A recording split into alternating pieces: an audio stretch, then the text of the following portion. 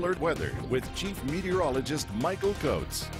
So we got a couple of waves of snow heading in here for the next couple of days actually. As we get into Wednesday night, Thursday morning, and then again Thursday afternoon, we're going to see periods of snow and mainly cloudy conditions along with gusty winds. The wind will be pretty annoying, if you will, for the next couple of days. Mostly cloudy and cold tonight. Lows heading back into the lower teens. The snow is going to start to arrive late tomorrow night into early Thursday.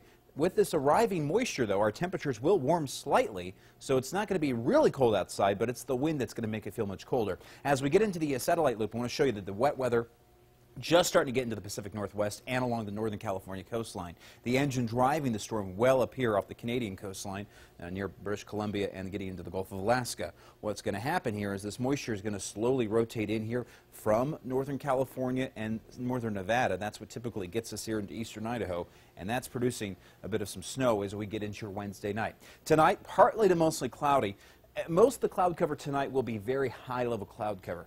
What happens typically as the storm approaches from the west, we'll start to see that high-level cloud cover get in here as we saturate the upper levels of the atmosphere, and then we start to bring that moisture closer to the ground as we get that reinforcing shot of wet weather. As we get into tomorrow morning, 6 o'clock, early on tomorrow morning, we're just starting to wake up here, looking at a partly cloudy sky in the valley, so we actually can see some sunshine to get the day started. Also partly cloudy and sunny around Driggs. Challis and Salmon will be first up to get the snow late in the morning tomorrow, but not a lot of snow in the valleys themselves. We're going to keep this heavy snow into the mountains around Custer, Butte, and Lemhi County. By 5 o'clock dinner time tomorrow, snow will start enveloping eastern Idaho, starting to get into western Wyoming as we get into the evening hours on Wednesday, and then continuing overnight into Thursday morning before another round of snow gets us into Thursday evening. And you can see here Thursday night around 6 o'clock, here comes another wave of snow, and that's also going to take us back into what we're looking at here for snowfall amounts with probably with the totals between Wednesday night and Thursday night. This is what we're looking at here.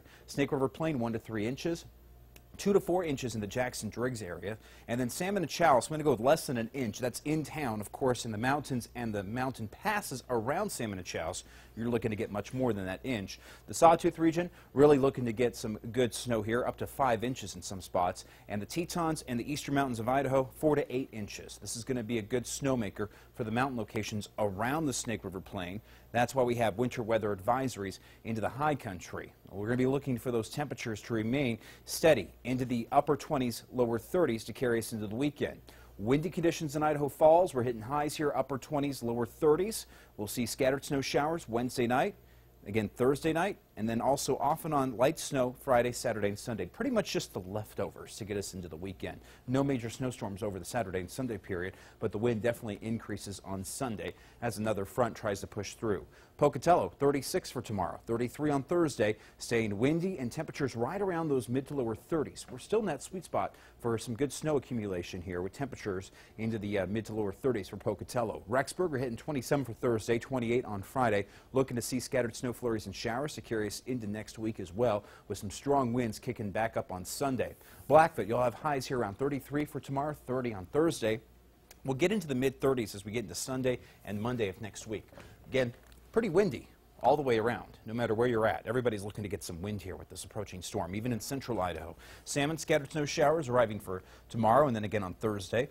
We'll keep the heavy snow into the mountains, but we're looking to bring in some sunshine on Sunday in Salmon before another wave of snow gets us into next week. Jackson and the National Parks, Island Park, this is good news for our resort areas, and folks with ski, snowboards, and snow machines are going to love this weather. We're going to add some fresh powder into the high country to get us into the weekend. Jay? All right, we'll keep the snow shovels handy. Thank you, Michael.